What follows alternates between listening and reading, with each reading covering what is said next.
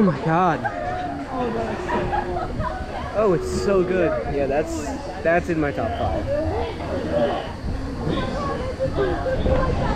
Yeah, so I ride this so often. I've rode this probably 30 or 40 times.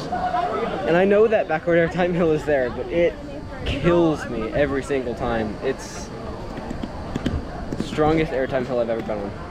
So good.